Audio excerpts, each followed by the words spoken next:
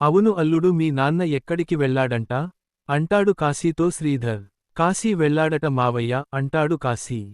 హో అని శ్రీధర్ అంటుంటే కావేరి నవ్వుతూ అల్లుడుగారు పేరు కాశీ కదా, అందుకే వెళ్ళి వచ్చి ఉంటారు అంటుంది. ఇంకా నయం కొడుకు పేరు కైలాసం అని లేదు.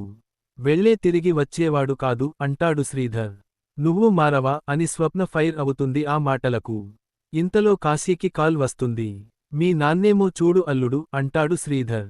కాదు బావ కాల్ చేశాడు అని పక్కకు వెళ్తాడు కాశీ. ఇక కాశీ ఫోన్ లిఫ్ట్ చేసి చెప్పు బావా అంటాడు. మీ నాన్న వచ్చాడు తెలుసా అంటాడు కార్తీక్ కారులో కూర్చుని. తెలుసు బావా, అందుకే స్వప్న నేను బయలుదేరాం అంటాడు కాశీ.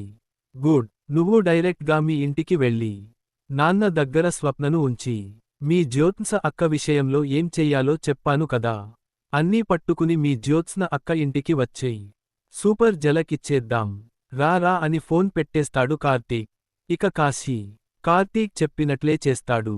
కాశీ వస్తాడు. కార్తీక్ ని కలుస్తాడు. మీ జ్యోత్స్నక్కకు కాల్ చేయి కాశీ అని స్పీకర్లో పెట్టిస్తాడు. అక్కా, నువ్వు చెప్పినట్లే డీటెయిల్స్ అన్నీ తీసుకొచ్చాను అక్క అంటాడు కాశీ. ఓకే గ్రానీని పంపిస్తున్నా తనకి ఇచ్చేయ్ అని పక్కనే ఉన్న పారుకి కాశీగాడు డీటెయిల్స్ తెచ్చాడట వెళ్ళి తీసుకునిరా అని పంపిస్తుంది. వెంటనే కార్తీక్ కాశీ నువ్వు డైరెక్ట్ గా హాల్లోకి వెళ్ళిపో అంటూ పంపేస్తాడు.